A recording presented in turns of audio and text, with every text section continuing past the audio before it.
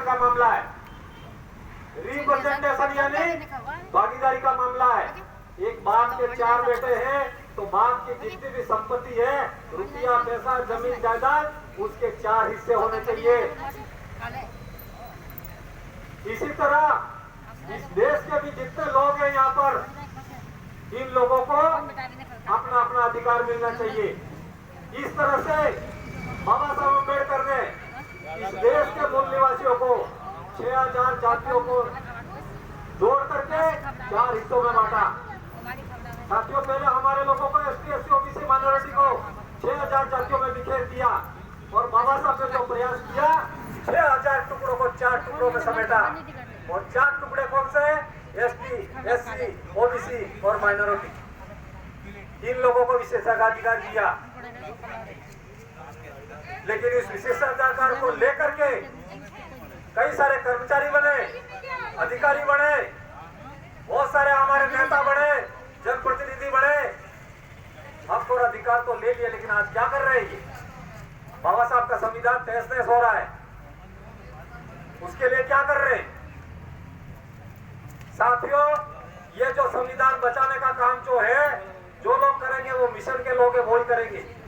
बाकी जिनको जो राजनीति करनी है वो तो राजनीति तो कहीं पर भी जाके करेंगे ही। इनके भरोसे हमको नहीं रहना है। जो मिशन का काम करने वाले लोग हैं वो हमको संविधान बचाने का काम करना पड़ेगा।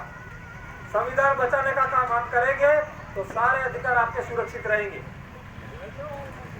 भारत का जो संविधान है कब लिखा गया और हमारे लोगों को आजादी कैसे मिली? भारत का जो इतिहास मोटे रूप में अगर देखा जाए तो 2-3 रूपों में देखा जा सकता है। प्राचीन भारत, मध्यकालीन भारत और आधुनिक भारत। प्राचीन भारत में हम नहीं जाएंगे, मध्यकालीन भारत में हम नहीं जाएंगे, अभी समय नहीं है। आधुनिक भारत की जब हम बात करते हैं तो ज्योतिबा फुले, उसके प्रणेता ज्योतिबा फुले ने जो आंदोलन किया, उसके बाद में बिरसा मुंडा जननायक, जिन्होंने इस आंदोलन को हाथ में लिया, इसके बाद में बाबा साहब अम्बेडकर ने इस आंदोलन को हाथ में लिया और बाबा साहब अम्बेडकर ने इस मुकाम को अंजाम तक पहुंचाया। और विकट परिस्थितियों में बाबा साहब को संविधान लिखने का मौका मिला तो उस संविधान के अंदर एसटी, एससी, ओबीसी के हक और अधिकार बहाल किए। उसके अंदर रिजर्वेशन का जो प्रावधान, रिप्रेजेंटेशन का जो मामला लिखा था, उसमें बाबा साहब ने क्या लिखा?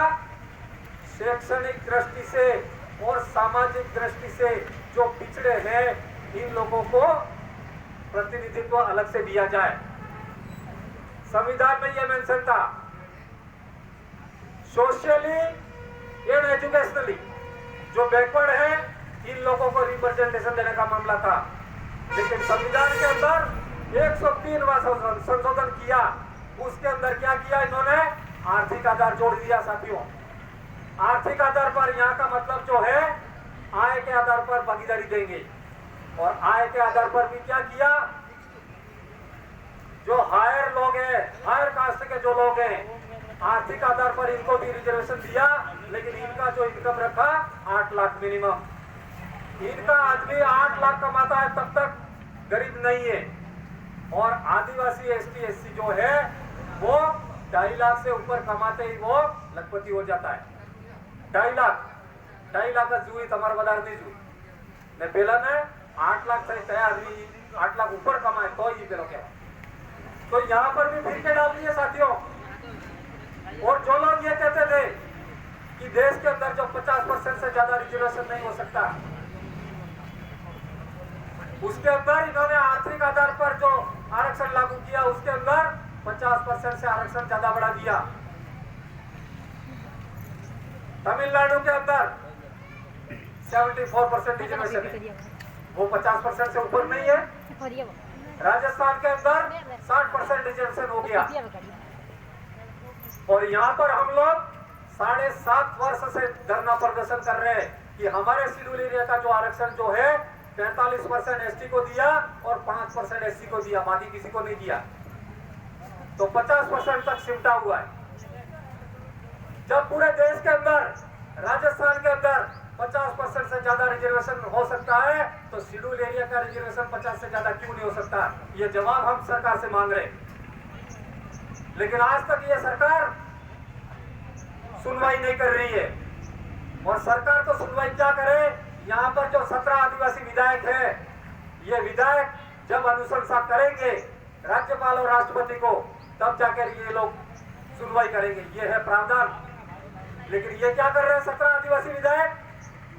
जहां पर नुकसान हो रहा है वहां पर साइन कर रहे हैं, जिसकी वजह से हमारे हक और अधिकार बहाल नहीं हो रहे। 7.5 वर्ष धरने के हो गए। इसके अंदर राज्यपाल ने अलग से राजस्थान सरकार को निर्देश दिए। अभी 23 मार्च 2022 को भारत सरकार ने चीफ सेक्रेटरी राजस्थान को निर्देश दिए कि शेड्यूल एरिया की संघर्ष समिति की मांग पत्र पर सुनवाई की जाए। लेकिन यहाँ की राजस्थान की सरकार, पूर्व की वसुंधरा भी चली गई, अशोक गहलोत अभी आने वाले समय में जाने वाले हैं या रहेंगे, इसका तो भविष्य ही बताएगा। लेकिन दोनों में से एक भी सरकार हमारी बात को सुनने के लिए तैयार नहीं।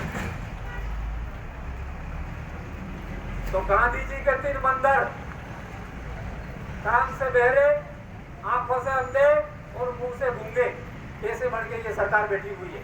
उस सरकार का क्या करें हम? और इसी तरह से यहाँ के जो 17 विधायक है, वो विधायक भी इसी तरह से बैठे हुए हैं यहाँ पर।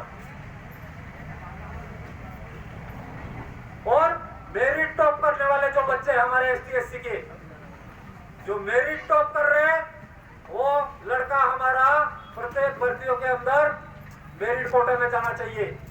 लेकिन राजस्थान सरकार ने जो आदेश निकाला 26 जुलाई 2017 का, वो बैरियर बना दिया। उस बैरियर की वजह से हमारे बच्चों को मेरिट के अंदर, जो मेरिट में आ रहा है, उस बच्चों को भागीदारी नहीं मिल रही है वहां पे। और यही हाल काकरी डुंगरी के बच्चों पर जो मुकदमे लगे, यही हाल वहां पे हुआ। इन बच्चों को हमने बताया था कि 26 जुलाई 2017 का आदेश जब तक निरस्त नहीं होता, तब तक ये शिक्षक भर्ती लेवल फर्स्ट की 1167 सीटें हैं, वो सीटें नहीं मिल सकती। तो यहाँ के जनप्रतिनिधियों ने हमारे बच्चों को गुमराह किया कि सरकार से वार्ता करके हम दिलवा देंगे। बच्चे इनके झांसे में आ गए और वहां पर आंदोलन पे टिक गए। और सरकार से जब बात हुई तो चीफ सेक्रेटरी को जब बुलाया गया, तो चीफ सेक्रेटरी ने बोला कि 26 जुलाई 2017 का आदेश में जब तक अमेंडमेंट नहीं होता, तब तक ये 1167 सीटें हैं, वो किसी की नहीं है, वो अनारक्षित सीटें। तो अनारक्षित सीटों का मतलब क्या होता है? मेरिट की सीटें। और मेरिट वालों में इसमें स्वर्ण भी भागीदारी कर सकता है, ST भी कर सकता है, SC भी कर सकता है, OBC भी कर सकता है। मेरिट वाले बच्चे सारे उसमें भागीदारी कर सकते हैं। लेकिन बीएड के अंदर, जो STC के अंदर जो बच्चे 60% अंक लाने वाले थे, इनको ही वो सीटें अलॉट होने वाली थी। तो जनरल के जो बच्चे थे, उनके भी 60% से ज्यादा बच्चे नहीं मिले। और ST/SC में भी 55% किया था इनका। ST और SC का कितना किया था? 55%। 55 तक होगा नंबर तो इनका नंबर आएगा, 55 से कम वालों का नहीं आएगा। और जनरल के जो बच्चे हैं, इनका परसेंटेज रखा था 60 तक जो होंगे वो बच्चे लेंगे, इसके बाद में नहीं लेंगे। तो जनरल के भी बच्चे 60 वाले नहीं मिले और ST/SC के भी 55 से ज्यादा वाले अंक बच्चे नहीं मिले, जिसकी वजह से 1167 सीटें खाली रही। 36% अंक वाले जो बच्चे हमारे डिमांड कर रहे थे कि बीएड के अंदर जिनका 36% है, इनको भी भागीदारी दी जाए। लेकिन 36% के अंदर वो 26 जुलाई 2017 का जो आदेश राजस्थान सरकार का है, वो बैरियर बढ़ गया साथियों। उस बैरियर की वजह से हमारे 36% वाले बच्चों को उसके अंदर भागीदारी नहीं मिली। तो 2 तरीके बचे हैं अभी। क्या बचे हैं? या तो जनसंख्या के अनुपात में रिप्रेजेंटेशन, ST/SC, OBC और जनरल,